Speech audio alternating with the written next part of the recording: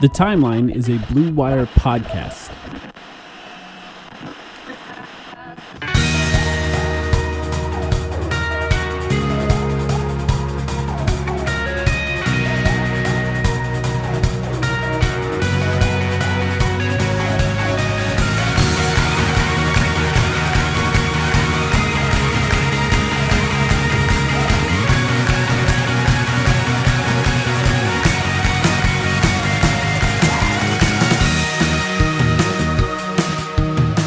Welcome to the Timeline of Phoenix Suns podcast. Sam, back for the third time this week. Woo! How you doing?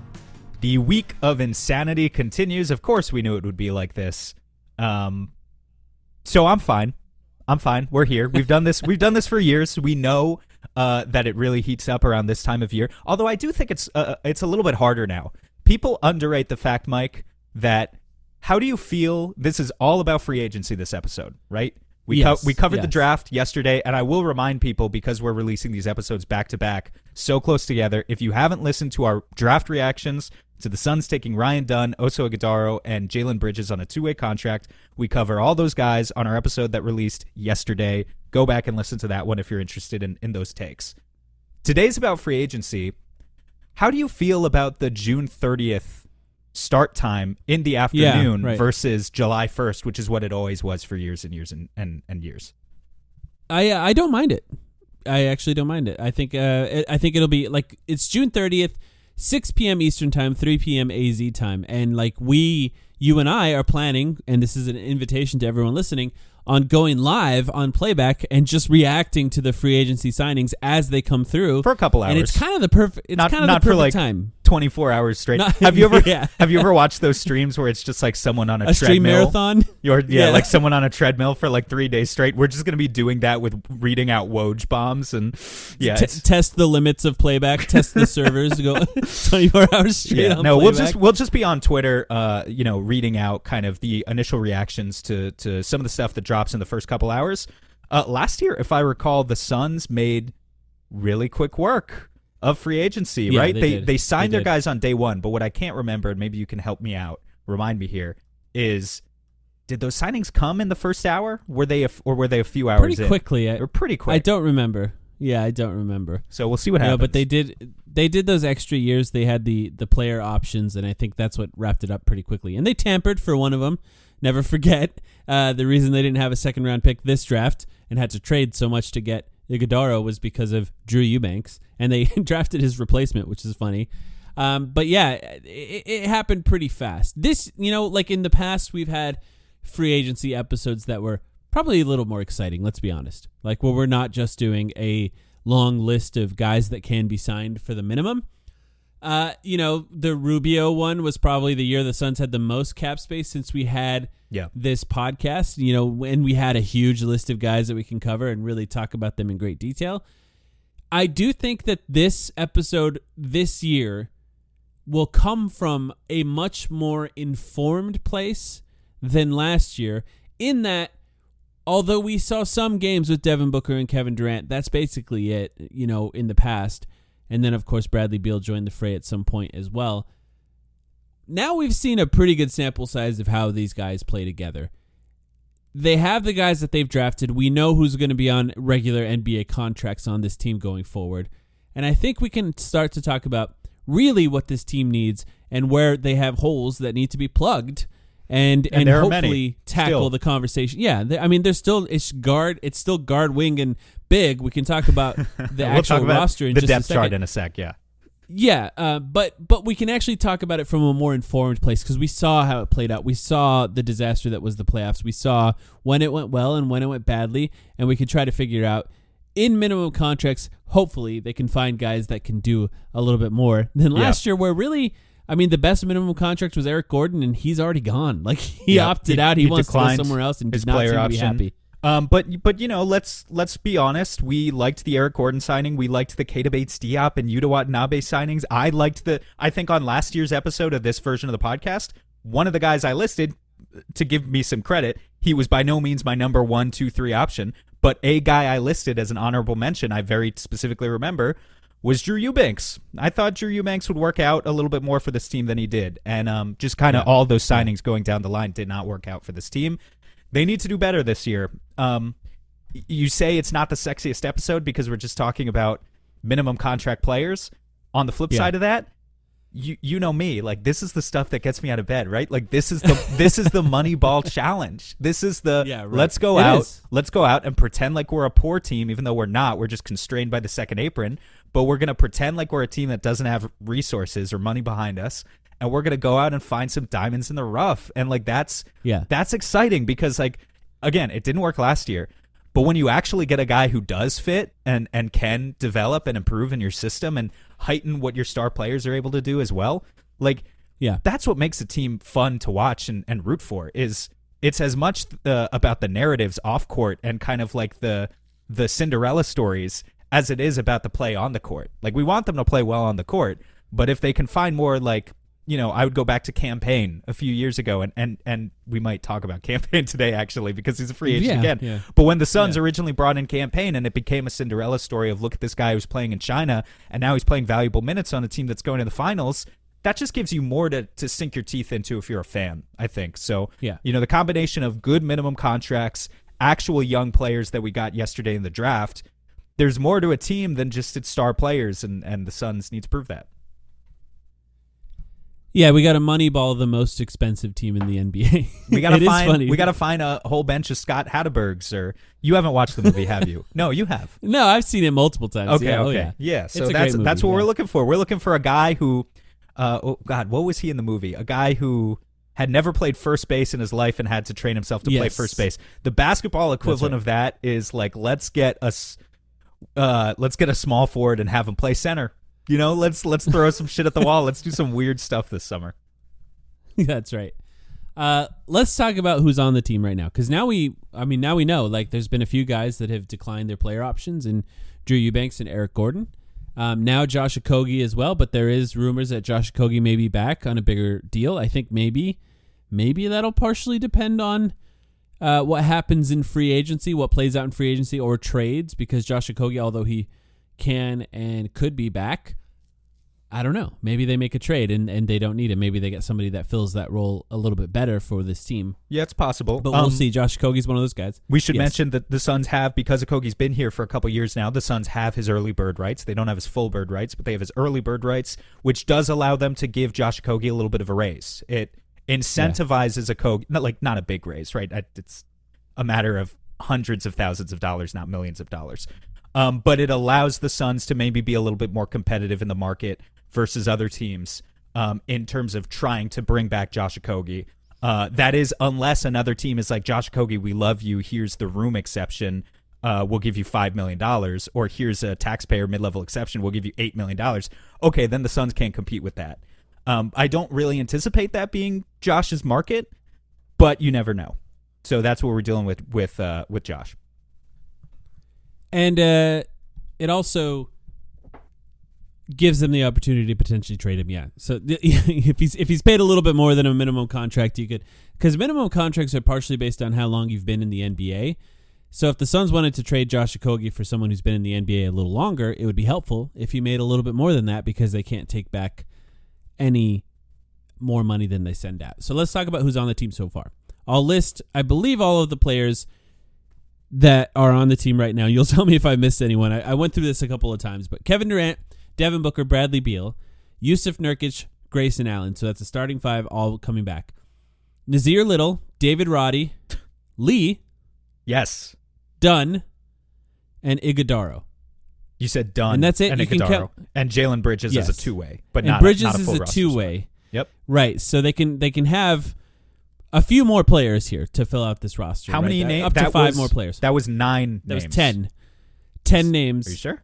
Not including Bridges. Yes. 10 names, not including Bridges? Okay. Who am I missing? 1, 2, 3, 4, 5, 6, 7, 8, 9. You said Did Nurkic? you include Roddy? I didn't. I think I Nurkic. didn't include Nurkic. Okay, so that's 10 names. You're already trading Nurkic. No, I mean, maybe, but that's not what I was thinking. I just forgot about him somehow. Yes, so 10 names. Let's do first reactions to who's on the team right now. You want to go first, or should I? What do you mean by that? I'll let you go first, so you can do it. So I can set the table.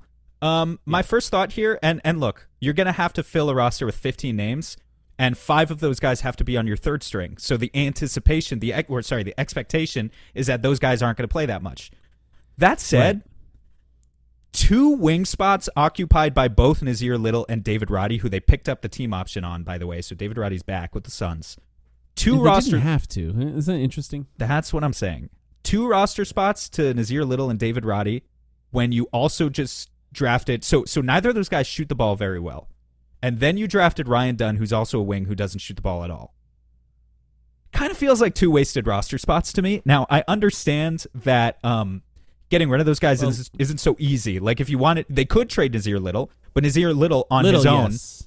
I mean, David Roddy's not worth anything. I don't understand why they And his picked up. salary's tiny. I don't so understand you can't trade why him why they picked up that team option. I think they could have just brought in someone else. I'll say that off the bat. Nazir Little is not worth anything by himself. Now, maybe you attach one of those Denver second rounders and you can get a slight upgrade who fits the team better. Of course, that has to be a player who makes under $6 million because that's what Nazir Little makes, and we know the second apron trade rules.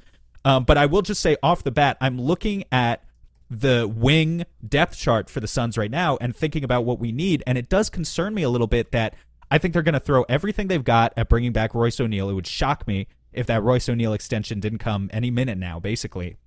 But even with him, you've got Grayson Allen, who's a great shooter. You've got Royce O'Neal. But then you've got 3 wing spots already occupied by non-shooters in Nazir Little, David Roddy, and Ryan Dunn. And with Dunn, at least I know he can defend at a high level. These other 2 guys, I really don't know if they can play at all. I'm being honest. So that's the thing that concerns me about the depth chart off the top. Again, they might end up being the 14th and 15th men, so it's not a problem. But I look at that and I see an area of weakness. Does that make you think that Josh Okogie could be gone then? I mean, if you put it that way. That's a good point. Because Josh Okogie, if they bring him back, that's another non-shooter on the wing. It does make me think that Josh Okogie could be gone. Another guy we have to talk about here for a minute, though, is, and I feel like I've brought him up in this context a million times in the past year, so hopefully he doesn't let me down. But the importance of Damian Lee, who picked up his player option going into the Suns for next season. We really need Damian Lee to be obviously ready to play. He should be ready and healthy to go. But we need him to be good because he's filling in really that Eric Gordon role, I think. They could dedicate a specific roster spot to targeting a shooting guard who they view as the Eric Gordon replacement. But at least looking at the depth chart right now, I think there are other areas of interest or areas of need that they're going to have to prioritize more than shooting guard. And so that kind of makes Damian Lee the new Eric Gordon, where it's like, okay, Damian Lee, you got to be ready to go. And none of these other wings can shoot. So we need you to play 15, 20 minutes a game and take 6 or 7, maybe not that many, but 4 or 5 spot up threes a game. Because that's what Eric Gordon was giving us, and now that's what you need to give us. I mean, if you're going to talk about guards there, we got to also mention they said they wanted a point guard. Yes. Yeah. We've heard Budenholzer say it. We've heard James Jones say it. We've heard Matt Ishbia say it. There's not a single one on the roster right now. So they have the one hole we know for sure that they're going to fill based on this roster, Of course, yeah. is point guard. They're because bringing they've said in it so at many least times now, they're not one going to do that point again. guard. Mm-hmm. Yeah. Now, it could be even 2. And then also, I think you can make the case that there's no backup center because, obviously, Eubanks is gone. So if Nurkic remains on the team, if you haven't listened, you can go back on the last podcast. I pitched a Nurkic trade that could be done at some point, or it would be cool if it was done. Which, at by some the point. way, the trade you pitched, you were talking about Dorian Finney-Smith and Day'Ron Sharpe there, but brings in a wing who can shoot, which I'm talking about all these wings who can't shoot. And then you don't have to sign a Kogi, I think. And it brings in a big. So I think that's maybe compelling. Yeah. But to your point, we know they're going to bring in a point guard, and we know they're going to bring in a center because I like Oso Ighodaro a lot, but as the 40th overall pick in the draft and a guy who's undersized right now and probably needs to add 10 pounds. You don't gift that guy the backup spot. You make him earn it. Not if you're trying. You got to have pretend somebody for ahead of anything. him. Yeah. That's your third string center. Ryan Dunn, I think there's a chance that Dunn does really well in training camp, enters the season in the 9 or 10 man rotation. That seems feasible. Oso, I think, is a guy who's going to have to prove it over time, and they're going to bring in another backup center to be ahead of him. So that already is 2 spots occupied. And then we've got the question of, do we bring back Josh Okogie? Do we bring back Bol Bol? Who do you want to talk on that real quick? I mean, I would love to have Bol Bol back. I think that one is one where there might be a little bit more competition for his services. Well, I'll quickly say that I have some wings on my list. Each of us have a short list of guys that we're going to go through. And if we can get any of those wings, you don't bring back Josh Okogie. Sorry, Josh Okogie. I do like Josh Okogie. I think he's a frustrating player at times. But, high effort guys are nice to have on a team that maybe suffered a little in the effort department. Bol Bol, I think, is interesting, and I think I would really love to have him back. I thought he had some major improvements. I think he was still a player that could not play in the playoffs, but considering this was the first year, I think, where he played successfully on a team that needed him to fill an important role, and consistently he had a positive impact off the bench. Yes, there are matchups where maybe you can't play him at all. Then that's just going to be the case with a player like him. He's just kind of a tool that you use when you need it, and when you don't, you just leave him in the toolbox. It's fine. Also, that also could be why he's available for a minimum, though. He can maybe not. He can go sign somewhere else if he's going to make more money. That Right. The Suns can't compete with that. So, but if he's interested in coming back, if his deals are minimums elsewhere, he seems to be close to Durant. They've been working out together throughout the summer so far, so it would be nice to have him back. I think Bol is a guy where if he comes back, you can promise him some minutes in the rotation based on what he proved last year. He earned it, yeah. Yeah, it's not just like he's starting the position as the 13th man or something. He earned it, and he can play in multiple contexts. We know that. Some better than others, but like I think what he does works next to, like, maybe Bol next to Ryan Dunn or Iguodaro kind of works. Like the way that those guys can kind of play off each other, because Bol can kind of shoot, can kind of protect the rim. So like he's able to heighten what those guys do as well. So yeah, I'd love to have him back.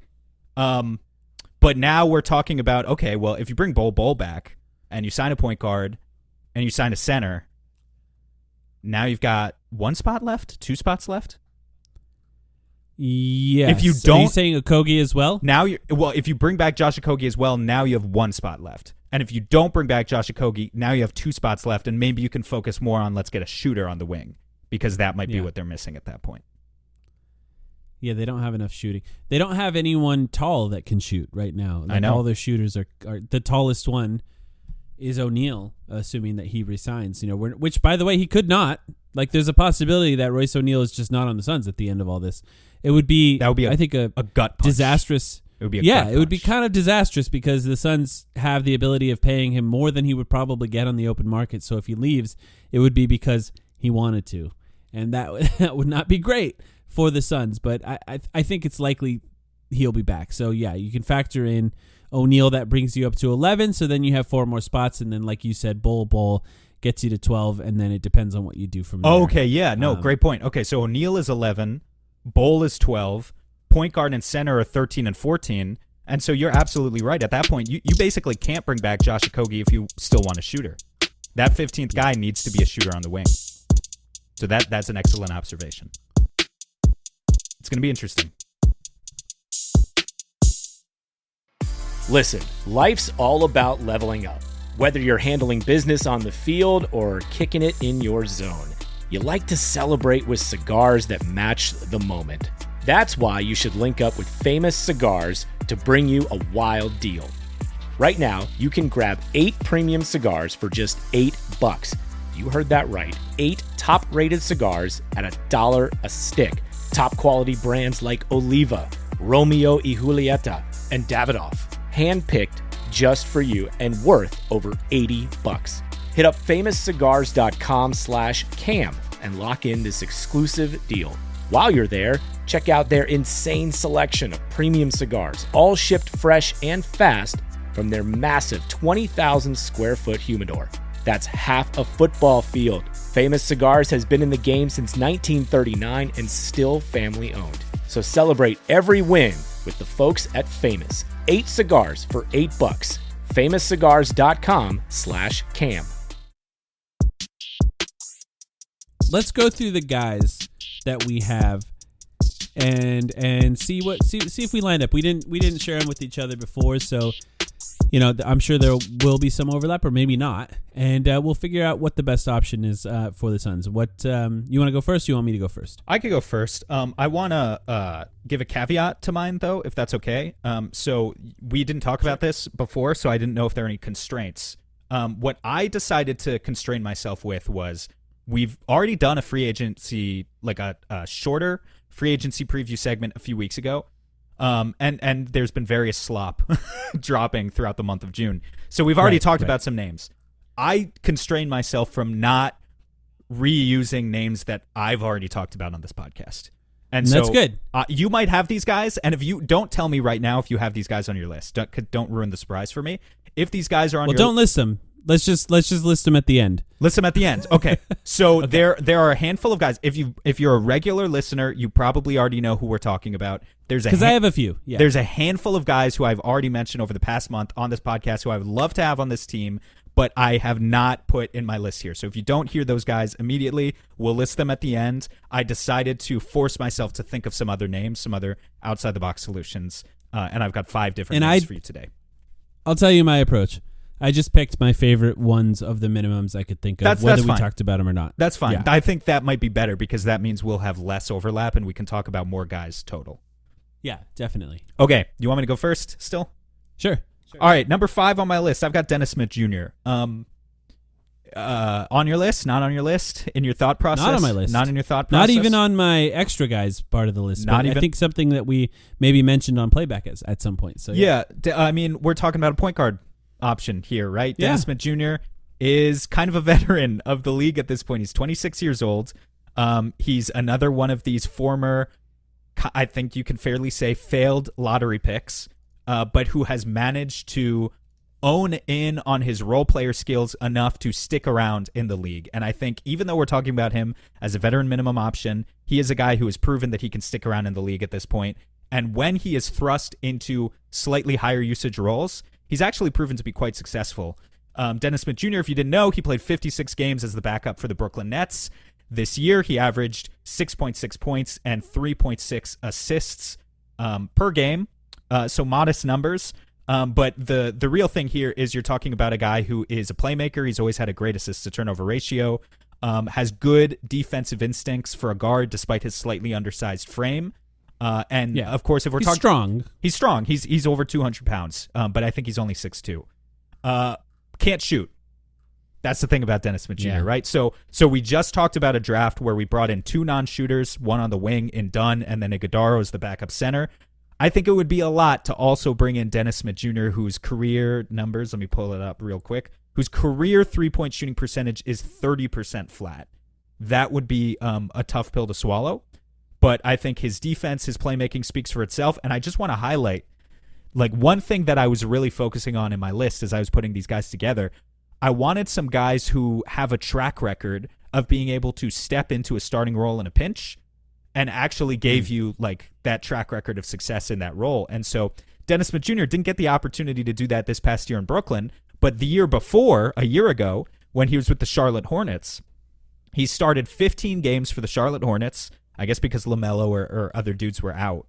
And in those 15 games, surprised me, he averaged 11 points, 7 assists per game, had an assist-to-turnover ratio of 4, which is amazing, and had, this is the most surprising part, Mike, a positive plus-minus in 15 starts for the Charlotte Hornets, a team that overall that season went 27-55. That is shocking.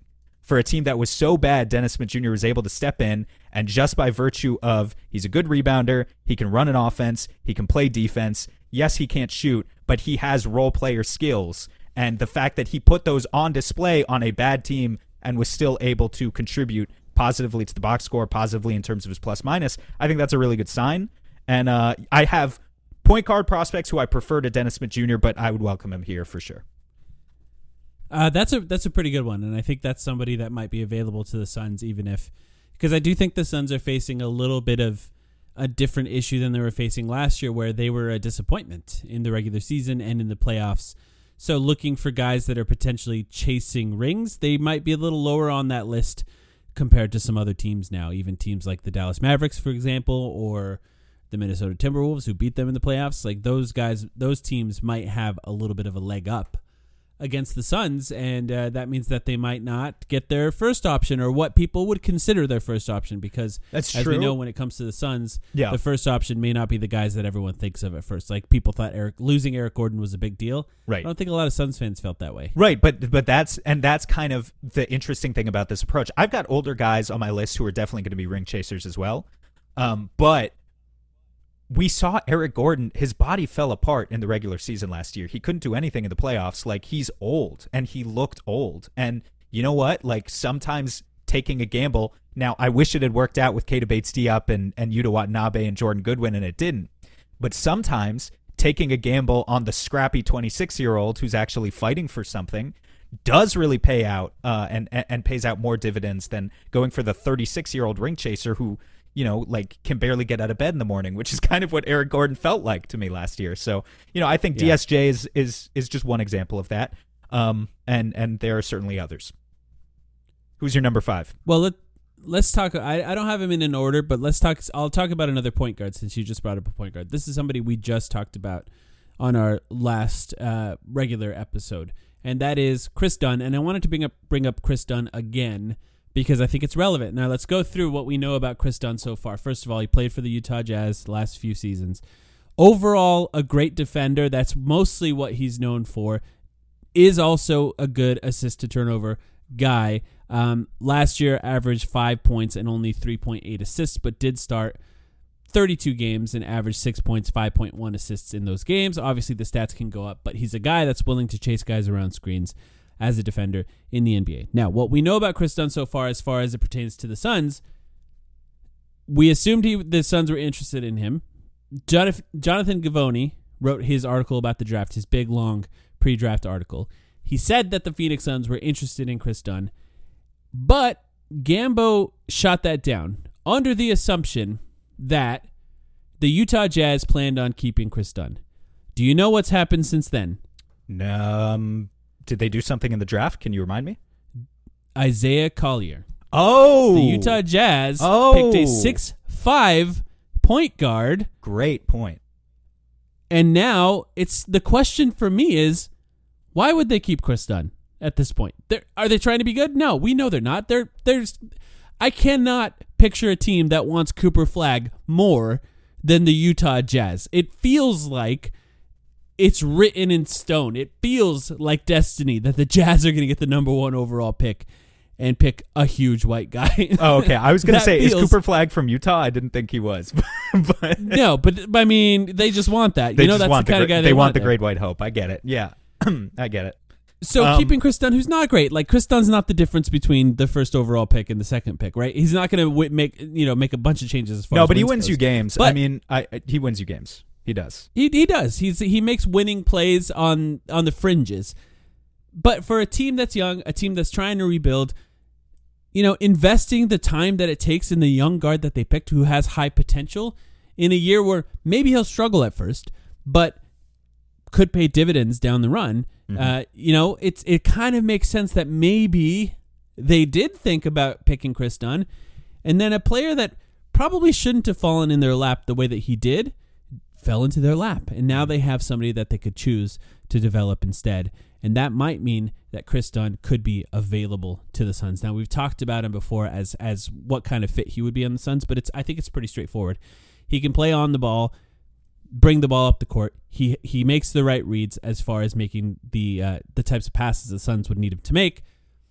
He can play off the ball a little bit too. He's not a great three-point shooter. There's been times where he just doesn't shoot much at all in general, but he can shoot. I mean, in last year where he did play 66 games, he ended up with a 37% three-point percentage, basically. So he's become that's good enough. He's become a good enough spot-up shooter on low volume. And to the point here, Chris Dunn was not on my list because he's one of those examples that I'm talking about. We already talked about him. But just to be clear, I prefer Chris Dunn 1,000% over Dennis Smith Jr. just because he basically brings the same stuff that DSJ does, except more of a proven track record at shooting, even more of a proven track record as a starter. I mentioned those 15 games that Dennis Smith Jr. started. Chris Dunn started 32 games for Utah this year, and Utah performed well in those games. And he also has Dennis Smith Jr. is a good defender, But Chris Dunn's an even better one with his physical tools, I Yeah. think. He's just a longer also frame. over 200 pounds, Yeah. taller, longer Yeah. arms. Yeah. I think you could make more of a case with Chris Dunn that he could be a point of attack defender from multiple positions on the perimeter in a way that an undersized guy like Dennis Smith Jr. definitely couldn't. So Chris Dunn's right up there as one of my top options for the Suns. And if Utah's invested in Isaiah Collier, that's a great point that you made. We should be on top of this guy as one of our top options. He would really just continue to give us this grit that it feels like they're starting to develop with their second unit with some of the guys they drafted yesterday. It would add to that identity of grit, give them yet another defender. The difference with this one being that he can kind of shoot as well. Yeah, and I think we know the Suns are interested, right? Because that was already reported. I think he would, if you just kind of close your eyes and picture what would be a good point guard role player when you have sort of ball dominant guards on the other side of that, they would be sort of a bigger, good defender. You're looking point guard for capable of bringing the ball down the floor, who can do the defensive things that when you don't want Bradley Beal running through screens, you don't want Devin Booker running through screens for 48 minutes a game, right? Yeah. You want somebody like Chris Dunn to be capable of doing it. Is it fair to say that we're looking for minimum contract homeless man's Derek White? Because that's kind of what maybe Chris Dunn feels like as homeless man's Derek White. Like does some of the same stuff. Up to the point you said White, I swear you were going to say Derek Fisher. Derek Fisher? I don't know. No. Which I mean, almost feels the same. Sort of honestly. that. Sort of that too. He's probably closer to Derek Fisher. Yeah. Than he's the Derek White of Derek Fishers. No, that's too much. Okay, Chris Dunn though, he's out there, awesome. Potentially more available than he was before. It's possible the Jazz go, hey, we have more money to sign him. We're just going to sign him and trade him later. You know, they don't really. Yeah, they could maybe get a pick for him at the deadline. But you get a bigger contract. Yeah, but if he's available at a minimum contract, we know the Suns are interested if they can convince him to come and show what he's worth on what could be a good team next year. I think it would be a good situation for all parties involved. I had to bring him up again just because of the draft. Absolutely, good pick. He's right there at the top. Number 4 on my list. I know you didn't rank yours, but I ranked mine. So yeah, that's right. I'm going to throw out the numbers, okay? You know, I put in the work. I'm going to throw out the numbers. This is a guy we've talked about technically, but I think not in a while, so I felt okay reusing his name. Number 4 is Goga Bitadze. Center, backup center for the Orlando Magic. Same theme, you guys will notice. What I'm looking for is guys who aren't necessarily ancient, but who have this proven track record of they've actually done something in the NBA. They have contributed at some point to winning basketball. What we know about Goga Bitadze is that, well, first of all, let me pull up his page so I can quote the exact number of games he started, but I think he started about 33 games. That's what it was. He started 33 games as a 24-year-old this year for the Orlando Magic when Wendell Carter Jr. was out. And the Magic played some of their best basketball during that stretch. Goga is an excellent offensive rebounder. He is a good, not excellent, but good rim protector. He is a big man who can just clean the glass and protect the rim and do big man things, which, again, we're talking about Oso Ighodaro now in this third string role. He very much, he has certain positive attributes, but he very much has to learn to do the big man things well, right? He needs to add to his frame and not get bullied on the glass and not get bullied when he's trying to be a rim protector. It would be great if the Suns ideally could get a second unit center who can do those things and also shoot. Wink, wink. There may be a guy who could do that. But, you know, I would settle for a guy in Goga Bitadze who can't really shoot threes. He tried early on in his career with Indiana. He was consistently hitting around 27% of his threes, and he seems to have given up. At least Orlando wasn't letting him take that shot anymore. But he can do the big man things well. And he had a track record of doing it well this year for Orlando. So Goga Bitadze, number 4, I would be happy to have him. 33 games as a starter this season. 17-16 the Magic were. Yeah. In the games that Goga played, meaning they had a winning record, you know, for a team that was missing one of their better players and had other injuries during that time. In his games where he started, not a great scorer, 7.5 points per game, 7.3 rebounds, and 1.8 assists, but also did not play more than like 22, 23 minutes in those starting games. So it's not like he was out there playing 35 minutes as a starter. He kind of still played bench level minutes in a lot of ways. The funny thing about Goga, who I like, if you had to say who is the NBA player Goga is the most like, it's probably Nurkic.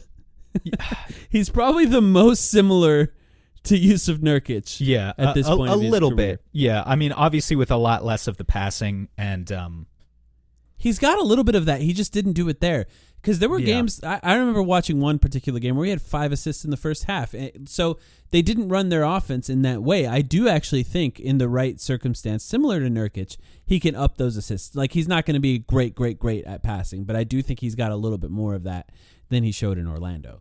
yeah, I think he would be a good backup center. He's definitely- especially if you factor in that it's a minimum contract. That's a pretty good minimum contract. he's oh yeah, it's a great minimum contract. Again, we're talking about a guy who 17 and 16 when he was a starter. I think that's all you need to know is that these are tangible examples of these guys stepping up into a role where basically nothing was expected of them and they exceeded expectations. That's exactly what we're looking for. Who can exceed expectations 2 years in a row for us? And maybe Bitadze can do that. He definitely has the physical profile of Nurk, right? Again, just like a 250, 260 pound big wide body who can really battle. Like, this is another guy of like, oh, Nurkic is in foul trouble against the Nuggets. Bring in Bitadze, he'll be fine, right? Like, he'll probably be fine to guard Jokic for 10 or 15 minutes. He's that type of physical, imposing body. Also, like, more athletic than Nurkic, though. He just is. Maybe Nurkic was like more athletically capable 5 or 6 years ago, and I just don't remember. But Bitadze he can dunk. Nurkic didn't really dunk this year. I wish he was a lob threat. He's not really a lob threat. It would be great if he could also provide a little bit of that. Yeah, that's why he reminds me of Nurkic too. It's a similar right. It would be nice. He's good at bruising, but it's not. He's not a leaper. Yeah, he's not really an in the air type of offensive threat. For those who aren't excited about Nurkic, I understand. But as a back, if you had basically a slightly worse version of Nurkic as a backup center, that's pretty good. If we had that last year, that's an extra 5 wins for the Suns because. Man, was Drew Eubanks bad. Also, there's always just, season. This is some copium, I admit, but there's always a chance with a guy like this who, again, he took threes in Indiana. He's taken 241 threes in a career of, he's only been in the NBA for 4 seasons, right? So he's taking the shot at the NBA distance.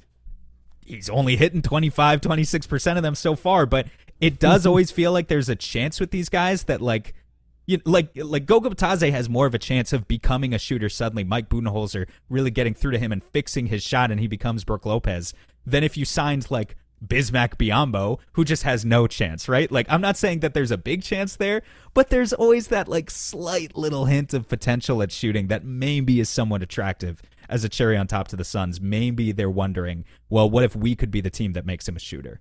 I wouldn't expect it. I wouldn't expect him to really contribute all that much on the offensive end at all, but he's a big man, and he does big man things well. Who you got? You set me up nice. You set me up nicely for this one. I'm gonna throw a name at you. He's a former All-Star. He's a former champion.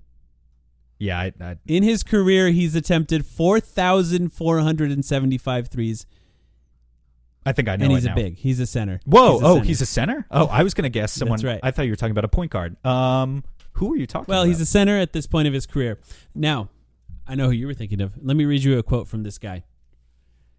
This is from an article written when he changed teams after he won a championship. The Cleveland Cavaliers power forward says James Jones is the best teammate that's hilarious. He has ever had. Here's what he wrote to James Jones when he left the Cleveland Cavaliers. "You taught me more than you know in the past 2 years," wrote Kevin Love. "What it takes to win, how to be a better teammate, how to balance the good and the bad off the court, and most importantly, putting team first." This is a quote from former champion, former All-Star, one of the greatest rebounders of all time, a guy who holds records when it comes to rebounding, free agent Kevin Love, who played most recently for the Miami Heat. Look, we're trying to find guys, bigs, guys who can play center, specifically off the bench most likely, who can shoot threes. and there's just one really great one available. He's probably not coming to the Suns. I understand that he's probably not coming to the Suns. I mean, how good of a situation is the Miami Heat right now? The reason I avoided him is because don't they have a team option on him, or is it a player option? Which one is it? I think it's a player option. Okay, I'll pull that up. I just saw he wasn't an unrestricted free agent, so something has to happen with Kevin Love. I'm 1,000% in on Kevin Love. Can he defend? No.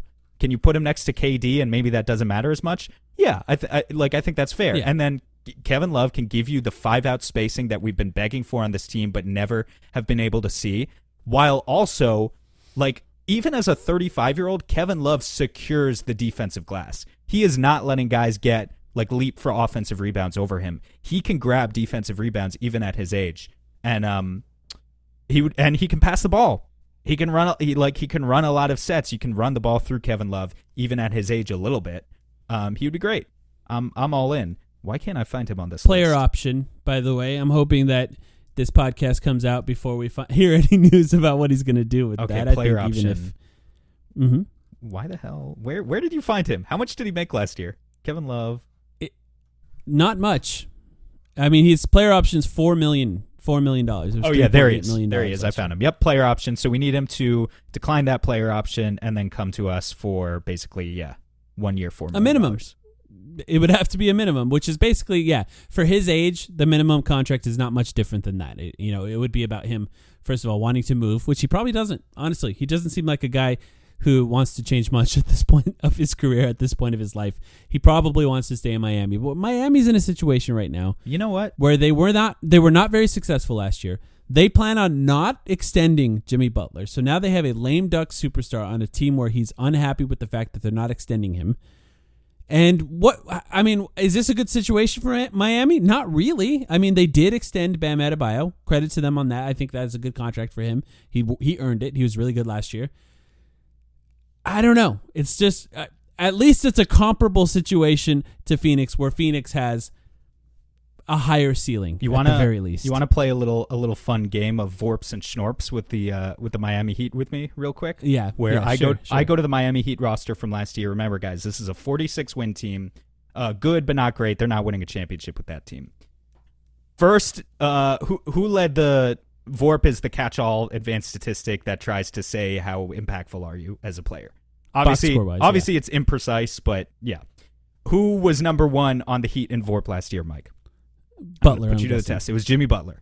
Who was number 2 on the Heat in Bam Vorp? Adebayo. Bam Adebayo. Who was number 3 on the Heat in Vorp last year? Well, now I feel like you're setting me up to say Kevin Love, so I'm going to say Kevin Love. It was Kevin Love. Kevin Love was every third. time he stepped in, you felt it on that team. I remember it happening against the Suns. He was above Tyler Hero. He was above Terry Rozier, who they acquired midseason. Now, granted, Terry didn't play a ton of games. Above the other role players, some of whom we are interested in, like Kyle Lowry or Duncan Robinson or Haywood Highsmith, other guys, right? He was above all of them. Number 3 on that team. He would be great. I don't see him leaving Miami, but he would be great. Yep. I'm all in. He really would. I even though it feels like a long shot, I had to put it out there just because. No, I like dare that. Dare to dream, I guess, right? Yep. Dare to dream. All right. And who knows how long he can stay healthy at this point of his career anyway, but it sure would be fun to watch. It always... Am I alone in that it kind of felt like at some point Kevin Love would play on the Suns? At some point of his career? Dude, I always rumored. felt like that. I don't know why. I know why, because it was rumored in random trade articles for like 10 years. You would see like stupid like Bleacher Report articles being like the Suns are interested in Kevin Love. Like it was a thing for basically all of the 2010s. It felt inevitable. That's right.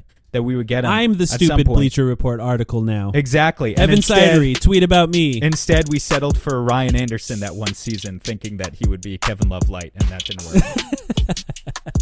Our first year on this podcast, yeah.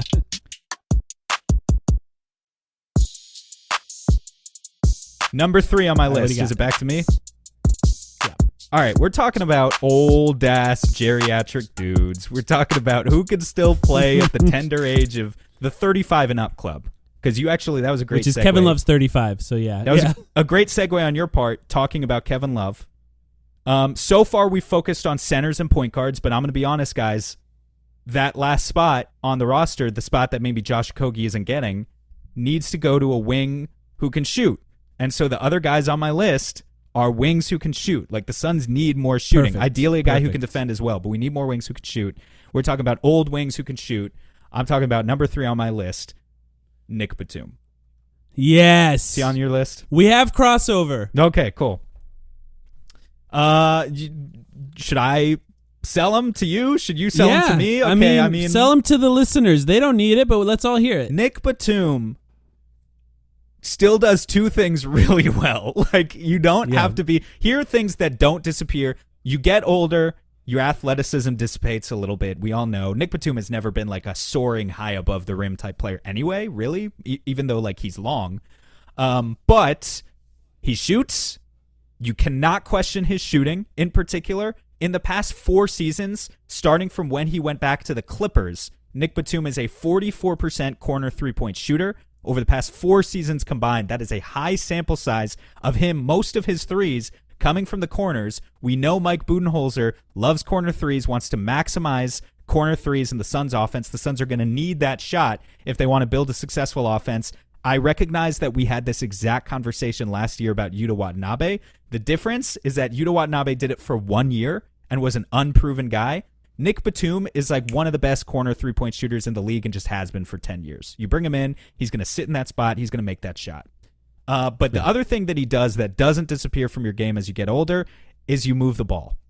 Nick Batum is as smart as it comes of a Swiss Army knife, tertiary-type playmaker who can attack off a closeout, who can maximize advantages when he's got 2-on-1s or 3-on-2s. You can always trust him to basically make the right decision. And yet again, the theme here rings true of let's go get a player on a minimum deal who has proven that recently they can play big, important minutes. Well, in Nick Batum's case, that was for the Philadelphia 76ers in the first round this year. Now, granted, the Sixers lost in the first round in a 6-game series, but they... Hold on.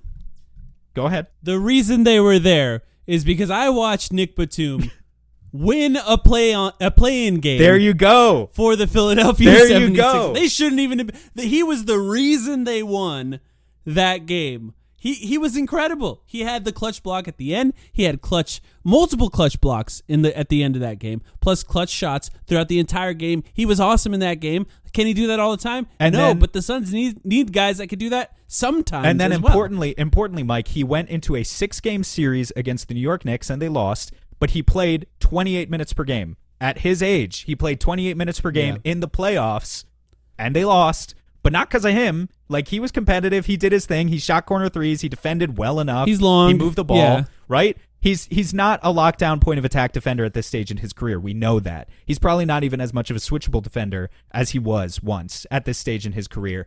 But I think he's a smart veteran who takes reasonably good care of his body.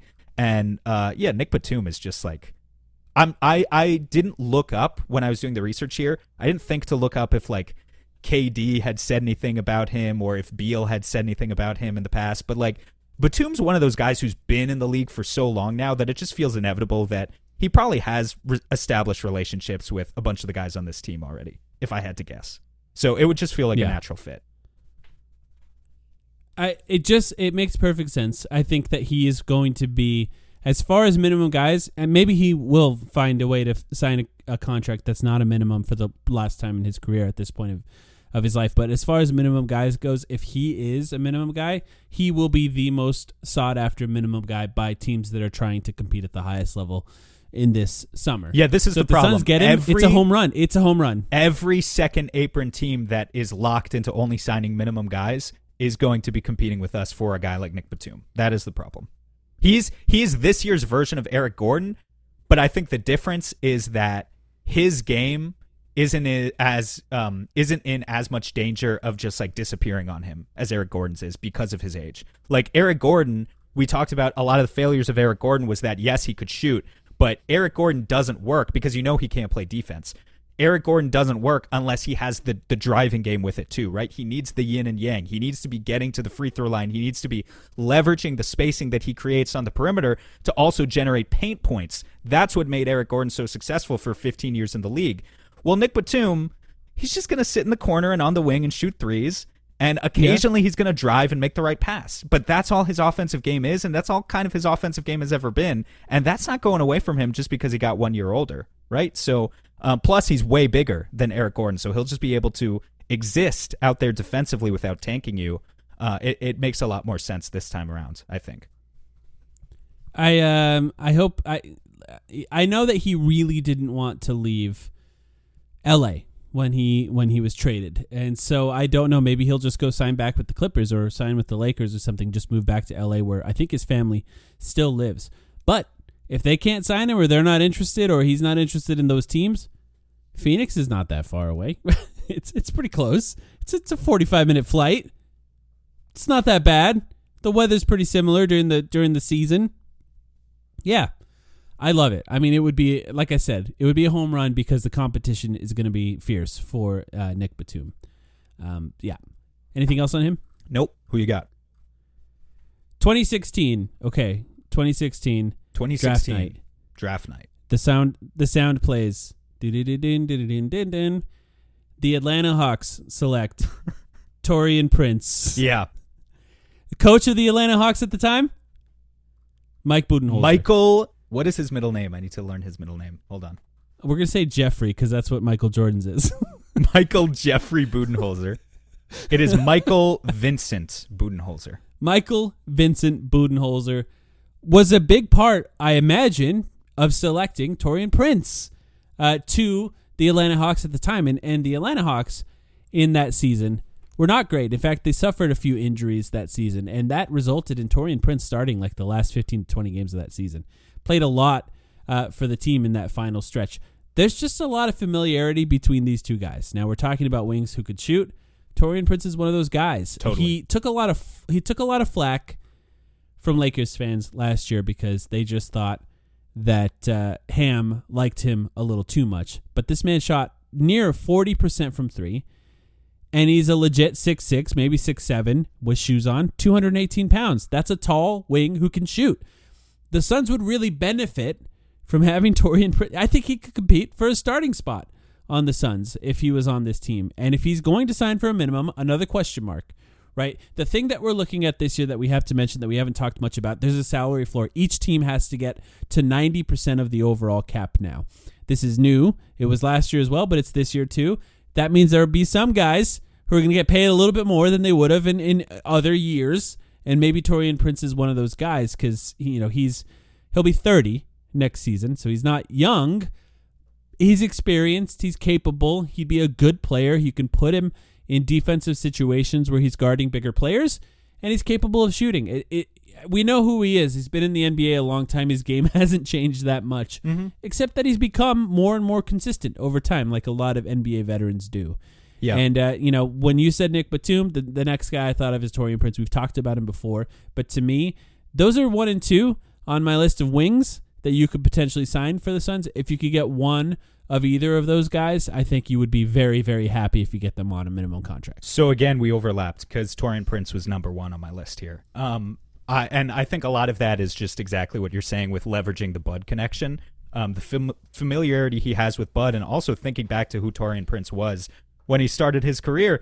I didn't realize until I looked at his page that Taurean Prince averaged 14 points per game in a season in the NBA. It didn't feel like he ever did that, but he did that in his second season in the league under Mike Budenholzer, taking 6 threes per game at 39%.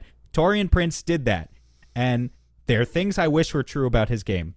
I wish he was more of a defender. I think he can defend, but I think mostly by virtue of what his natural God-given tools are. He's not a lockdown guy. That's fine. He doesn't have the elite stock rate or whatever. And I wish he had a little bit more balance to his offensive game. Now that he's 30 years old, his game really is mostly shooting threes. Occasionally he'll drive, but not often. But I think he's a good veteran player who can make an impact on this team. I think it's funny, too, what you mentioned about Lakers fans putting the blame on him for their team, because Lakers fans are obviously scared of the fact they can't criticize 40-year-old LeBron. They can't criticize Anthony Davis. So basically they have to blame all the failures of their team on a bunch of role players. which may be in the case of like a D'Angelo Russell, okay, fine. But like in the case of most of those guys who are getting paid $2 or $3 million, not their fault that your team did not go as far as you guys wanted, right? It's like not Taurean Prince's fault that things didn't work out. So yeah, I think that's a good call for sure. Reuniting Taurean Prince with Bud is a great idea. And was that means I took your last one, didn't I? You took my last one, so I only have one left. The number 2 guy on my list, who is yet another wing. Perfect. How many more do you have? And then I have one, and then I have a bunch of I have a question of I'll call them the snubs on my list. Let's I have do a it. question about some guys. Let's do it. Yeah. Number 2 on my list. Remember, I talked about Nick Batum, the geriatric 36-year-old whatever. We might overlap here too. What do you mean? You already feel it? Yeah, maybe. Go ahead. I wanted to counteract Nick Batum with a slightly younger. Okay. This guy is, what is he, 27? He's 27, but he hasn't been in the league for too long. He is a product of #Heat culture, and his name is... Oh, yes, okay. Do you have this guy? I don't. His name is Haywood Highsmith. Miami Heat. I knew you would have him. This is one of those guys I just knew you would bring up. Why is that? Why would I have him? You and I don't know, maybe it was off the podcast, have talked about him in the past. Yeah. Here's the thing. Okay, let's start with the good, and then obviously all of these guys have their cautionary tales in one way or another, and we could talk about that too. But we'll start with the good. What if I told you that Haywood Highsmith went undrafted back in 6-7 years ago at this point or something? Despite being a 6'7", 220-pound wing with a 7-foot wingspan. How does that happen? It's because at the time he had absolutely no offensive skill, and he's developed that in spades as a product of Heat culture, particularly over the past couple of years. He's been playing with the Miami Heat for 3 years now, but only in the past season was it the first time that Haywood Highsmith shot 40% from deep. And here's his progression from deep specifically. His first season with the Heat, he was at 32. His second season with the Heat, he was at 34. And this season is when he finally reached 40% on 3 attempts per game. Keep in mind, this is a low-usage role player who played 21 minutes per game for the Heat. He started 26 games for them overall this season.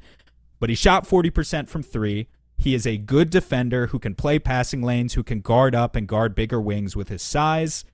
He has a good, actually kind of really underrated floater game.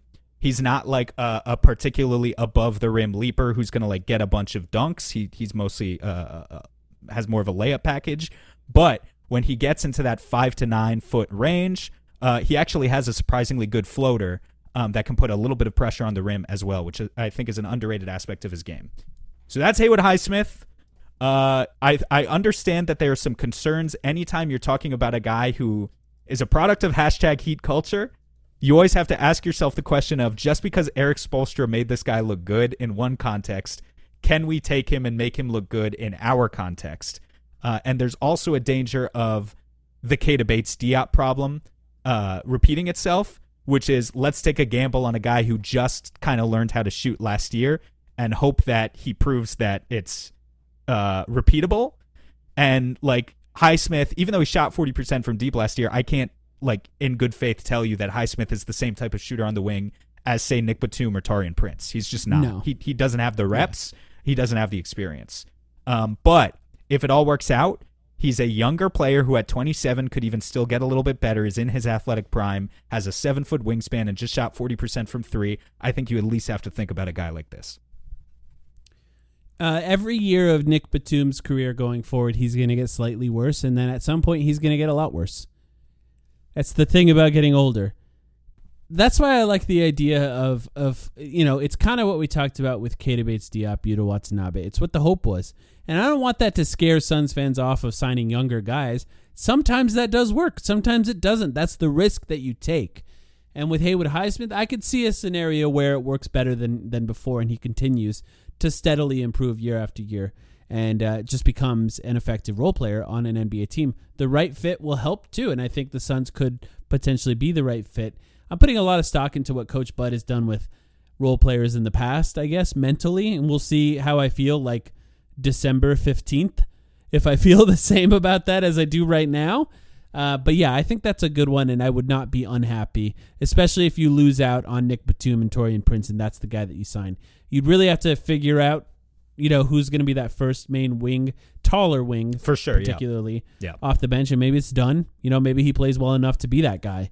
But if it's not, it's or if it's done just by default. Well, it's Because they still don't kind have of anyone better, then that's not a great situation. It's yet. still kind of Royce, right? Are we still thinking of Royce in that way, or is he well. just not I think big of enough? Royce as he's just not big enough. I mean, Yeah. you're gonna do it anyway. Yeah, the Suns yeah, did you're it right. anyway, but they did it because they had to last year. They did it because they didn't have any other options. He's basically the same size as Grayson Allen. No, you're right. and Grayson Allen shouldn't be doing that either. Yeah, and I mean Royce, credit to him, I think he's put on a lot of weight in his career to make him kind of seem like more of a small forward, but you're right, he really technically is the size more of a shooting guard. Highsmith is like a true 6'7", still not as big as Nick Batum or how tall is Taurean Prince actually? Probably like 6'6", 6'7" as well, right? Maybe 6'8". Yes, he's 6'6", but I think he's really 6'7". Yeah, in so NBA so numbers, Highsmith is competitive with what Taurean Prince is in that he can play the 4. He's probably a natural 3 who can play up to the 4.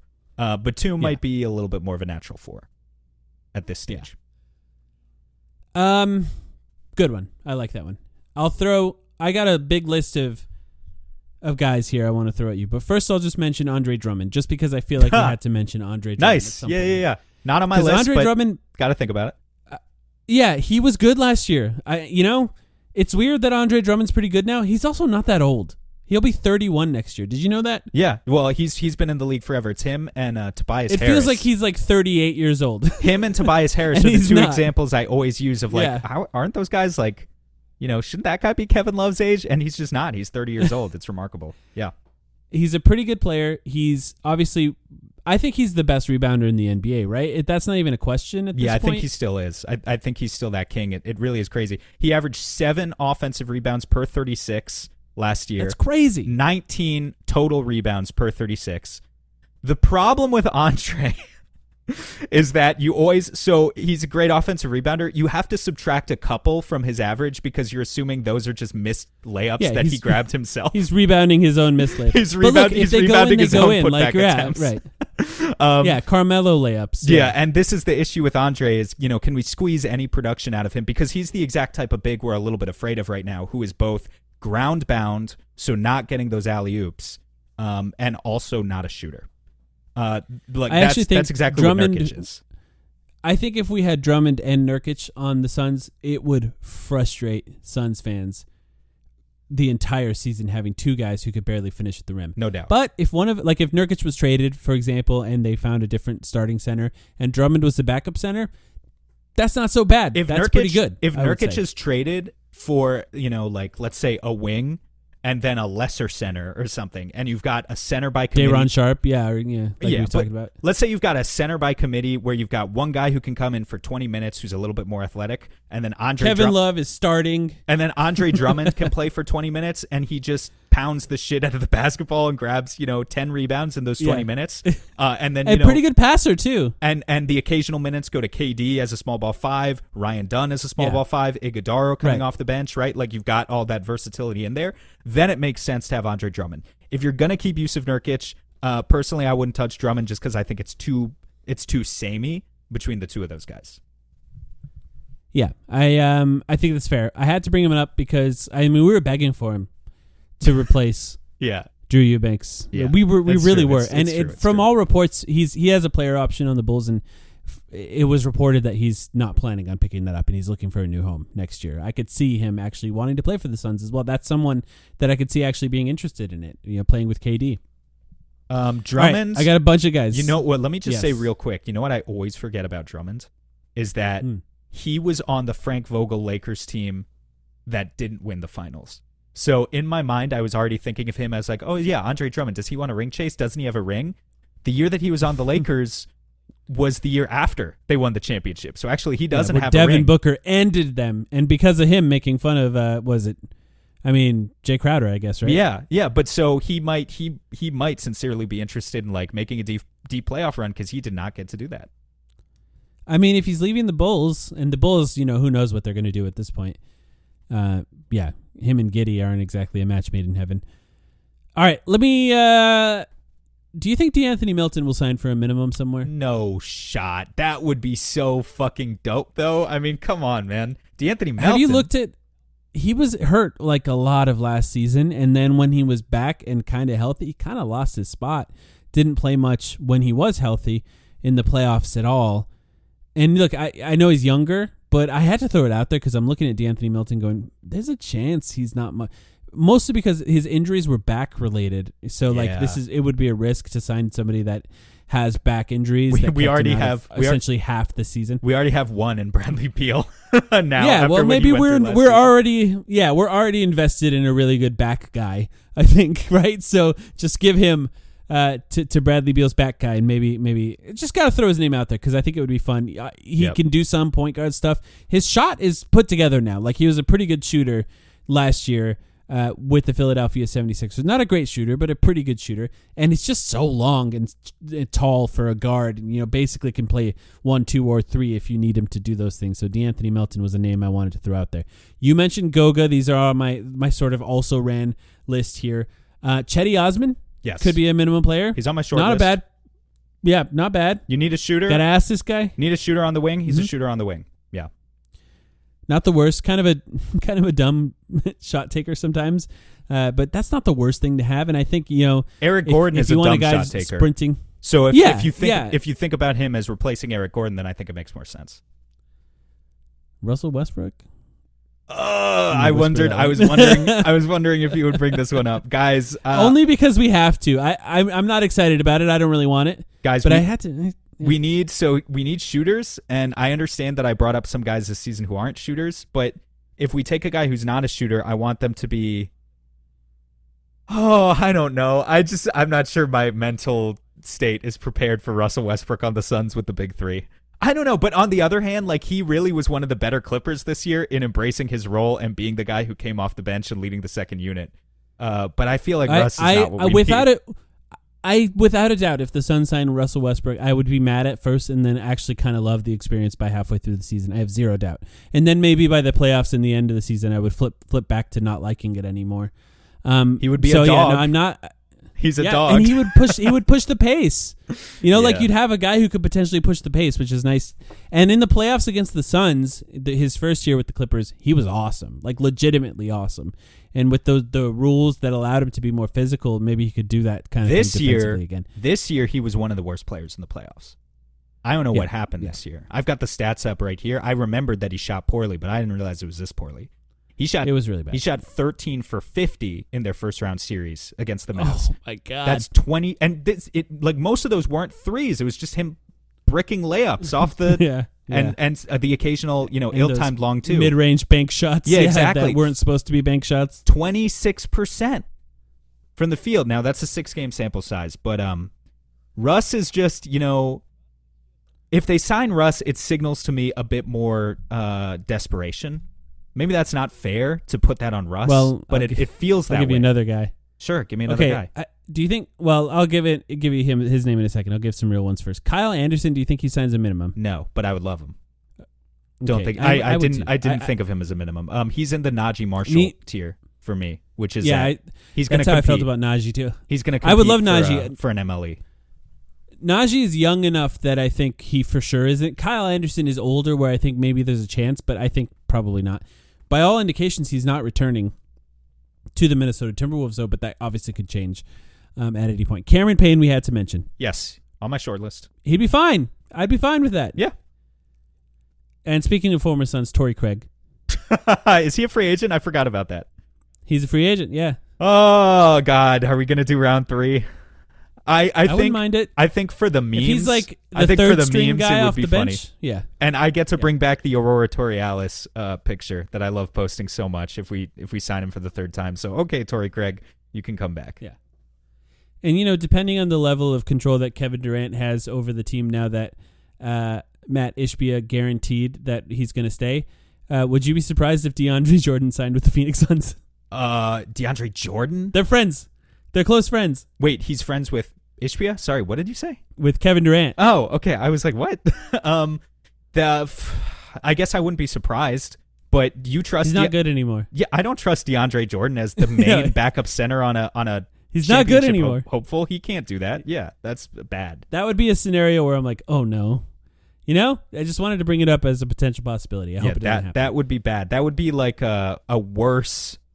I mean, even like JaVale McGee would be better than that. I don't know. Like JaVale McGee actually is he's available. JaVale McGee is probably just as cooked as DeAndre Jordan. That would signal to me that would be bad. I would not enjoy that. It would be the case where they really couldn't get anyone. Nobody wanted to play here, which I don't think is the case right now. I think the Suns it's still a good place to live, right? It's still nice weather in the regular season. Players love Scottsdale. So. Good for the old bones. Players whose old bones are congealing. Speaking of which, yeah, you hear that? Kevin Love, Nick Batum. Let's get together a 2012 championship team. Did you mention Kyle Lowry yet? No, that's another good one. You mentioned him in the past. I mentioned him in the past, which is why I didn't bring him up today, because I mentioned him in the past. Kyle Lowry would be a stellar acquisition for us. Let's not pretend that just because he's old, he can't do anything on the court anymore. The bones are congealing, but in Phoenix, we've got the fountain of youth. We'll be able to fix him right up. He'll play 60, 70 games at 15 to 20 minutes per game, and he'll be able to play off the ball. Like Kyle Lowry can play off the ball. He can just be your backup point guard, like no doubt. He'd be good at that right away. Anyone else that you want to mention before we go? I got Mo Bamba. Oh, obviously, of course, is the last guy. Of course. Yeah. How did we forget about Mo Bamba? Well, again, another guy who I've brought up in the past, so I didn't want to bring him up today. But like I mentioned Goga, I would rather have Mo Bamba because Mo Bamba can shoot threes, and so you're trying to find a guy who can do both, right? Kevin Love can shoot threes but can't protect the rim. Goga Bitadze can protect the rim but can't shoot threes. Let's get Mo Bamba. He could do both. He could do both. It's true. And maybe you can find a role for him where that's all he has to do. I think I may have one. That's all he can do. The one other guy on my short list who I'm going to bring up here, honorable mention, Jordan Nwora for the Milwaukee Bucks. Yeah, we talked about Taurean Prince, who has the Mike Budenholzer connection. Yeah. Jordan Nwora is a younger and less successful version of that, who also played under Budenholzer for the Bucks, and I think has like made some nominal improvements over the like some small improvements over the past few years. Is a longish wing who can kind of shoot threes and kind of defend. I don't think he's particularly great at any one thing, but maybe he doesn't have to be. So he deserves inclusion. Well, we gave you a lot of names there, probably 15, 20 names that could be a potential player for the Phoenix Suns. June 30th, Sunday. For most of you, this will be tomorrow if you're listening on Saturday. June 30th, 3 p.m. Arizona time, free agency begins. We will be, as all of you will be, on Twitter, watching it all as it happens, and at the same time, on playback, chatting with Suns fans. We had, in the 3-ish hours we were on for the NBA draft, we had over 600 people join us while we were on the draft, and it was a really good time. Watch me experience it all with a bunch of other Suns fans. Watch me lose my mind in real time on playback this Sunday as each name that we just mentioned today slowly comes off the board for the Suns until there are very few options left. It will be fun entertainment for everyone involved. Yes. Yeah, that's right. Thank you, everyone, for listening to this one, our third this week. We'll be back, hopefully, with more of a regular schedule with a one per week podcast. Obviously, we'll be covering free agency once it's all said and done, and then regular Patreon podcasts midweek. And then Summer League. Summer League, Mike. Should be so fun. I hope some of you get to go to Vegas this year. We can't, but hopefully some Suns fans turn out. That's going to be awesome when we talk about that. That's right. Well, thanks, everyone, for listening. We'll be back, at least in probably like 48 hours. Thanks, everyone.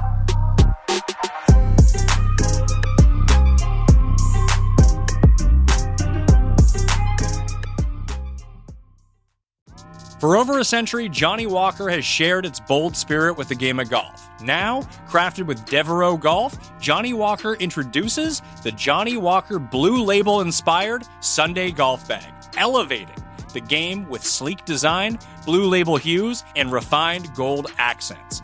Celebrate your hole-in-one with a premium Sunday bag crafted by Devereaux Golf. Submit proof of your achievement to JohnnyWalker.com/blue-in-1.